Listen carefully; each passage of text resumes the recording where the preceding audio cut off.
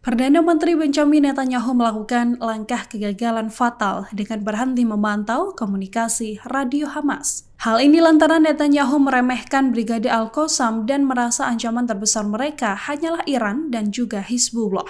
Dari laporan The New York Times, intelijen Israel berhenti memantau komunikasi radio Hamas karena berpikir hanya buang-buang waktu. Bahkan, kala Netanyahu mengetahui ada pergerakan yang dilakukan Hamas sekalipun, pasukan intelijen Zionis tetap bergeming. Pejabat Israel kerap kali hanya menganggap pergerakan dari Hamas adalah latihan di malam hari. Naas, keesokan harinya, tepat mengawali 7 Oktober, Hamas melakukan serangkaian serangan besar-besaran di Israel yang memakan korban jiwa lebih dari 1.400 orang. Kelompok militan juga menculik 239 orang dan membawa mereka melintasi perbatasan Gaza menurut pihak berwenang Israel. Serangan itu yang kini menjadi momok besar bagi Israel yang tak lagi bisa meremehkan kekuatan Hamas.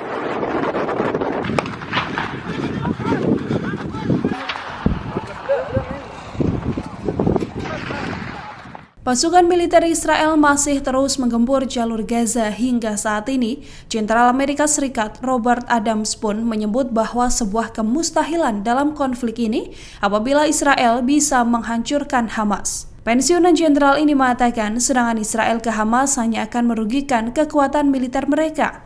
Ditambah lagi akan merugikan warga Israel. Ia juga menilai bahwa Israel membutuhkan pertempuran yang sangat besar jika tetap ingin menghancurkan Hamas. Bahkan mungkin saja IDF tak sengaja menargetkan lokasi para sandera Hamas akibat serangan tersebut. Mantan jenderal ini juga mengkritisi sikap dari Perdana Menteri Netanyahu yang meremehkan kekuatan Hamas. Namun, kini menjadi paling lantang mengaku akan menggempur habis militan Hamas. Senjata buatan Iran mulai dikerahkan untuk melawan pasukan pertahanan Israel.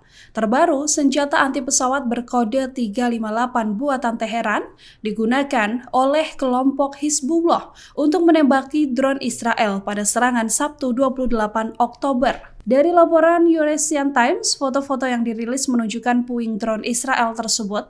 Diketahui Iran dan Hizbullah telah menjanjikan intervensi jika Israel melancarkan serangan darat di Gaza yang secara kebetulan telah dipersiapkan oleh Teheran. Iran juga memiliki kecanggihan rudal balistik dan drone buatan dalam negeri yang tangguh hingga siap dikerahkan melawan militan Israel. Secara taktis pun, beberapa laporan mengatakan bahwa produk 358 ini benar-benar mulai digunakan. Israel juga tak dapat menghemat rudal permukaan ke udara atau SAM miliknya. Hal ini lantaran Israel tak mau mengambil resiko kehilangan drone atau helikopter pengintai mereka yang begitu mahal.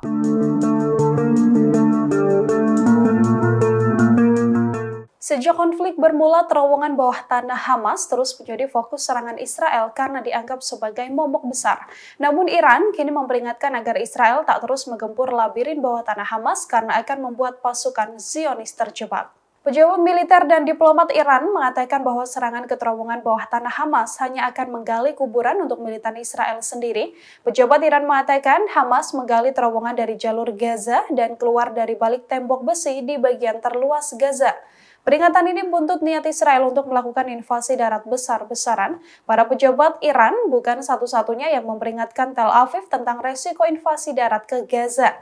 Selama akhir pekan, media Amerika Serikat juga melaporkan bahwa IDF telah mengevakuasi kembali rencana sebelumnya atas saran para pejabat senior Amerika Serikat, termasuk Kepala Pentagon Lloyd Austin. Melihat kekuatan Hamas, Amerika Serikat juga meyakini Israel tak akan mudah mengalahkan Hamas.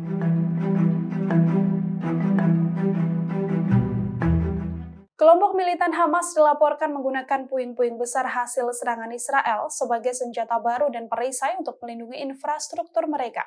Hal ini kemudian membuat militan Hamas semakin kuat dalam melindungi jalur Gaza. Fakta ini dipaparkan oleh seorang kolonel dan pakar politik militer Andrei Koskin pada Sputnik pada Senin 30 Oktober. Puing rudal atau roket yang dilancarkan Israel akan dimanfaatkan Hamas membuat cangkang untuk melindungi infrastruktur mereka yang saat ini tersembunyi di terowongan bawah tanah. Perisai atau cangkang ini yang kemudian bisa memblokir pintu masuk dan keluar saat serangan militan Israel. Tumpukan puing ini juga relatif andal dan sulit untuk ditembus. Dari laporan, terowongan tersebut terdiri terdiri dari 3 tingkat. Tingkat pertama mencakup jalur komunikasi yang memungkinkan pergerakan unit, pemindahan senjata, dan amunisi. Sementara tingkat kedua menampung bengkel-bengkel dan pabrik-pabrik pembuatan rudal Qassam. Sedangkan tingkat ketiga di suatu tempat pada kedalaman sekitar 40-60 meter di bawah tanah, menyembunyikan markas besar Hamas yang dilindungi oleh penutup yang diperkuat oleh beton. Setelah serangan udara intensif di Gaza menyusul serangan Hamas terhadap Israel pada 7 Oktober, pasukan pertahanan Israel atau IDF juga memperluas operasi darat mereka. Israel menyiagakan pasukan tambahan memasuki daerah titik serangan.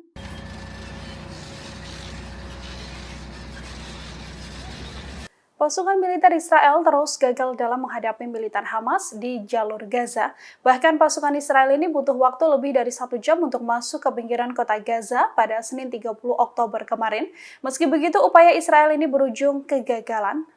Tank-tank Israel ini sempat mencapai pinggiran kota Gaza ketika tentara meningkatkan serangan darat dan udara di jalur Gaza yang telah terkepung. Tank-tank menuju jalan Salah Adlin di tengah-tengah wilayah kota Gaza, jaraknya sekitar 3 km atau 1,8 mil dari pagar Gaza. Bentrokan hebat dilaporkan terjadi antara militan Hamas dengan pasukan Israel. Lebih dari 1 jam, tank-tank ini memasuki distrik Zaitun di selatan kota utama wilayah Palestina, kemudian memotong jalan utama dari utara ke selatan jalur Gaza. Dari jarak beberapa kilometer inilah militan Hamas menyerang tank-tank tersebut. Kepala kantor pemerintahan Hamas di Gaza mengatakan tank Israel ini telah mundur dari pinggiran kota Gaza. Sampai akhirnya tank tersebut hanya bisa bertahan 1 jam hingga memutuskan untuk kembali ke jalan raya. Mereka mengurungkan niat menyerang karena terdapat kubangan besar yang menutup akses.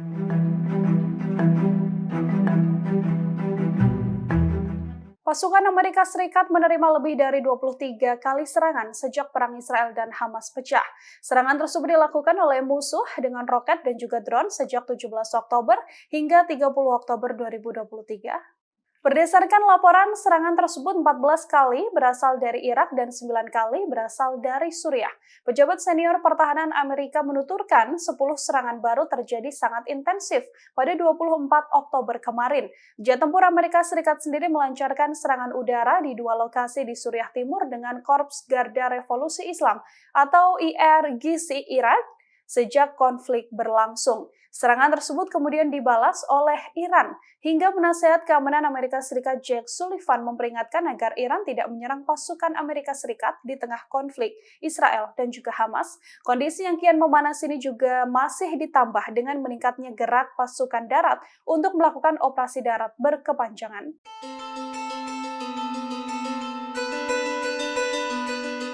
Tak hanya pasukan Hamas dari Brigade Al-Qassam militan Israel, kini juga harus menghadapi Brigade Al-Quds. Sayap pasukan Jihad Islam Palestina ini ikut turun tangan dan membantu Hamas menyerang Israel.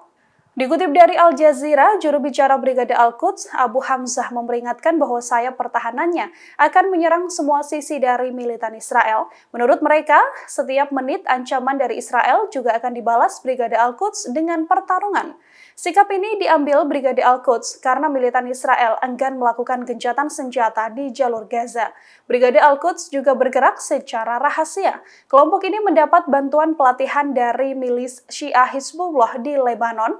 Brigade Al-Quds juga aktif beroperasi di wilayah tepi barat dan jalur Gaza. Brigade Al-Quds dilaporkan memiliki 8.000 anggota. Milisi ini juga disebut mendapatkan dana, pelatihan, dan senjata dari Iran untuk melawan Israel. Dalam beberapa tahun terakhir, Brigade Al-Quds mengembangkan persenjataan sendiri seperti yang dilakukan Brigade Izzuddin Al-Qassam. Download Tribun X sekarang, menghadirkan lokal menjadi Indonesia.